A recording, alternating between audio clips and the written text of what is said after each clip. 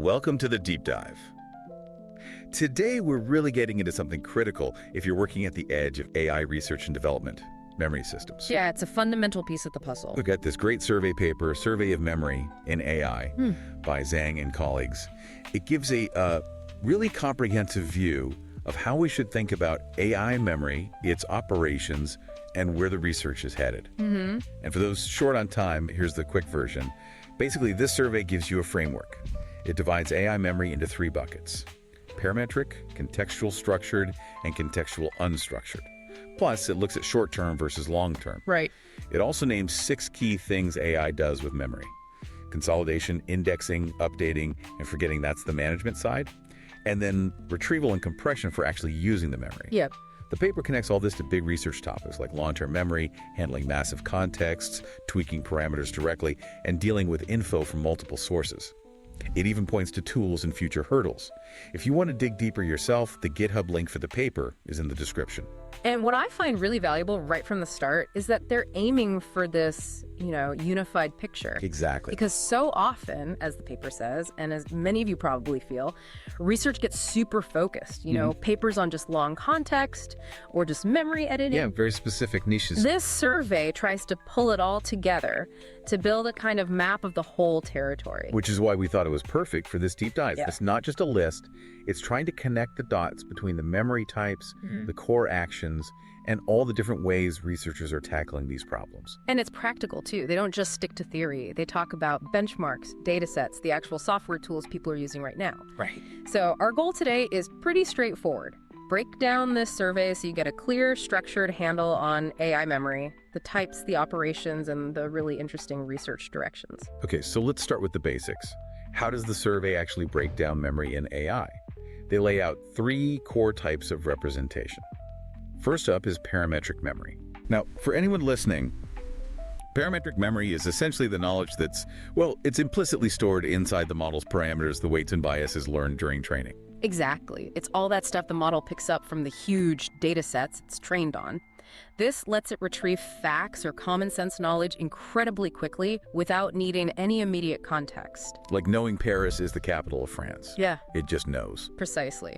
The survey mentions folks like Berger et al., Wang et al., and Prashant et al. Looking into this. But there's a trade-off, right? Yeah. It's fast, but it's not very transparent. Figuring out why it knows something or trying to update one specific fact without messing up others, that's really hard. A classic model design challenge. Makes sense. It's like instinct versus conscious recall. So knowing where a fact lives in those billions of parameters is tough, and changing it surgically is even tougher. Okay, what's the second category? The second one is contextual unstructured memory. Now, this is it's an explicit system. It's designed to hold onto and pull back information from all sorts of inputs, text, sure, but also images, audio, video. It's modality general. Oh, okay. And the key idea here, highlighted in work by Lin et al., Zhang et al., and others, is that this is how an AI can ground its thinking in what it's actually perceiving or interacting with. It lets the AI weave together context from different sources. Right, so this is how an AI could remember not just what we talked about, but also that picture you showed it 5 minutes ago. Exactly that. It enables a much richer, more grounded understanding that goes beyond just the pre-trained knowledge. Super important for complex interactions or understanding dynamic situations. And the third type they outline. That would be contextual structured memory. So Okay. here, the memory isn't just a pile of raw data. It's organized. It's put into predefined formats that make sense to us, like knowledge graphs or relational database tables or maybe formal ontologies. Okay, so more like a database or a mind map inside the AI. Kind of like that, yeah. Ogus et al. On knowledge graphs, Lug et al. On tables. This structure allows for more precise querying and even symbolic reasoning. It complements the pattern matching strengths of the big language models really well. So parametric gives you fast associations, unstructured contextual remembers diverse inputs as they come, and structured contextual lets you do more logical retrieval and reasoning on organized data. You got it.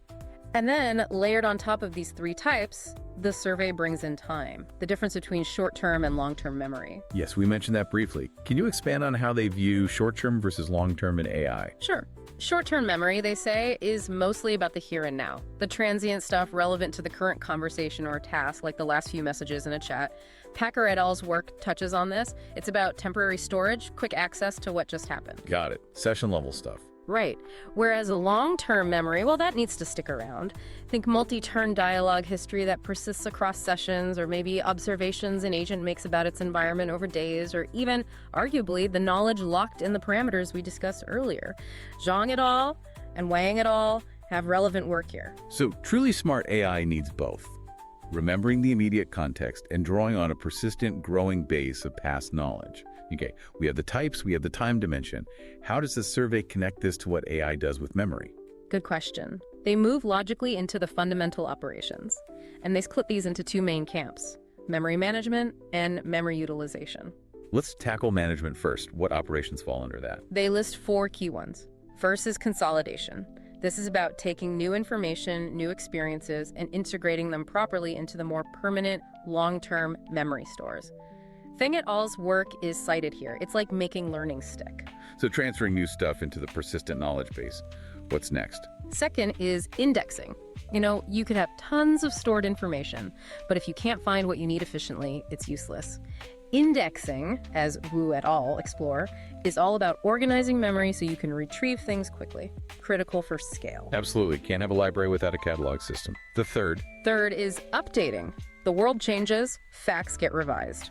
So AI memory needs to be updated with new data, as Chen et al. Discuss. Modifying existing memories is crucial. And the last, management operation. That's forgetting. It sounds a bit weird, maybe, but it's vital. How so? Well, you need to manage resources and avoid drowning in outdated or irrelevant information. Tian et al. Point this out. In contextual memory, this might mean deleting old stuff based on time, like in Zhang et al.'s memory bank, or filtering based on relevance, like Wang et al.'s semantic filtering. And in parametric memory, it relates to things like knowledge unlearning or editing, actively removing or changing specific facts, like Li et al. Discussed. Forgetting isn't failure, it's a necessary cleanup process. Though they do briefly mention the risks, right? Like accidentally corrupting memory during these updates or deletions. That's a big safety concern. Definitely. Forgetting the right things is as important as remembering. Okay, that's management. What about using the memory? Memory utilization. Simpler here, they focus on two main ones. First, obviously, is retrieval. Just getting the information back out when you need it for whatever the AI is doing. That's the whole point, really. Makes sense. And the second is compression, making the memory representations smaller, more efficient to store and process. Think about long context windows. Compression is key to making those feasible without needing astronomical amounts of compute. Right. Efficiency is always a driver. Okay, so we have the types, the operations. How does this framework map onto the big research trends we're seeing right now? This is where the survey really connects the theory to practice. They identify four key research hotspots that stem directly from these memory concepts. These are long-term memory, long context processing, parametric modification, and multi-source memory. Figure 2 and Table 1 in the paper lay this out nicely. Let's take them one by one. Long-term memory. What's the main focus there in current research? The survey emphasizes that the main action here is on contextual long-term memory, whether it's structured or unstructured. They distinguish this clearly from parametric memory work. And they point to specific data sets being used to push this forward, like LongMemeval, Locomo, and Memory Bank. These are tools researchers use to see if their AI can actually remember and use info over long stretches. Table 2 has more on these. And which memory operations are getting the most attention within long-term memory research? Oh, pretty much all of them. Consolidation efforts like MyAgent or MemoChat, indexing improvements like HippoRag, updating mechanisms explored in NLI transfer or RC-sum, forgetting strategies tested in systems like FlowRag and Memory Bank. Retrieval is obviously central, looked at in Locomo and MemoChat. And then there's generating text using that memory, like in MemoRag or ReadAgent. They also highlight personalization as a big goal, adapting models like MLP or augmenting them with external memory like EMG. Sounds like a very active area, trying to give AI a truly persistent memory. Okay, second topic. Long context processing. Hugely relevant with models boasting massive context windows now. What are the challenges? Here, the survey links this primarily to contextual unstructured memory. A huge focus, understandably, is on parametric efficiency, specifically optimizing that key value or KV cache and transformer models. If you're deploying these models, you know the KV cache headache. Yeah, can you quickly recap for listeners why the KV cache becomes such a bottleneck with long contexts? Sure, so in a transformer, for every input token, the model calculates and stores key and value vectors. These are needed for the attention mechanism to figure out relationships between tokens. The problem is, as your input sequence gets longer, thousands, tens of thousands of tokens, storing all these keys and values, eats up a massive amount of memory, usually on the GPU, which is expensive and limited. That's the bottleneck. Got it. So how are researchers trying to tackle that? Several ways. One approach is KV cache dropping, basically, trying to intelligently throw away parts of the cache that seem less important. Think streaming LLM or H2O. Yeah. Another is KV cache storing optimization, finding smarter ways to store the cache, maybe compressing it. A less in KV quant are examples. And a third is KV cache selection. Instead of using the whole cache, just picking the most relevant bits for the next step, like in quest or token select. Table 8 in the paper lists more. A lot of engineering focus on making long context practical. The survey also brings up the lost in the middle problem. What's that about? Right. That's the weird phenomenon where even if a model can theoretically handle a long context, it sometimes struggles to pay attention to information buried deep in the middle of that context. It might recall stuff from the beginning or the end better. Huh. Why does that happen? It's complex, likely related to how attention scores dilute over very long distances or positional encoding limitations. But the result is you feed it a long document, and it might miss key details in the middle chapters. The survey mentions context compression techniques like XRH or long LLM lingua as one way to mitigate this by condensing the context first. And again, they point to datasets like Longbench v2 for testing how well models handle this. Interesting. So it's not just length, it's effective utilization of that length. Yeah. Okay, third research area, parametric modification. This takes us back to the knowledge inside the model weights. Exactly. The challenge here is, can we change what the model knows after it's already been trained without having to do a full expensive retraining? This is huge for fixing errors, adding new facts, or removing outdated info. What are the main approaches? The survey groups them into a few categories. There's knowledge editing techniques like Rome, Mehmet, Larimar that try to precisely insert or alter facts. Then there's unlearning methods like ULD or ICUL focused on making the model forget specific things, maybe for privacy or safety reasons. And finally, continual learning approaches like TLL or self-param, which aim to let models learn sequentially over time without catastrophically forgetting older knowledge. Tables 10, 11, 12 give a good breakdown. These all seem vital for making LLMs more dynamic and trustworthy. Okay, the final key topic. Multi-source memory. What's the core idea here? This tackles how AI systems handle information coming from multiple different places, mainly within contextual memory. It covers two main scenarios. First, cross-textual integration. How does an AI read multiple documents, maybe with conflicting information and reason across them? Right, like synthesizing research papers or news articles. Exactly. And second, multimodal coordination. How does the AI fuse information from text, images, audio, video, and retrieve relevant bits across these different modalities? That definitely sounds like moving towards more real-world complexity. How are researchers approaching this? For instance, the cross-textual part. They're developing methods to reason over structured and unstructured memories simultaneously and explicitly handle conflicts. The survey mentions systems like Goji and RKC LLM looking into how models can better process and reconcile info from various text inputs. Table 13 has more details. And for the multimodal side, combining text with images or video. There, the focus is on both effective fusion, creating a combined understanding, and cross-modal retrieval. So being able to use text to find an image or an image to find related text.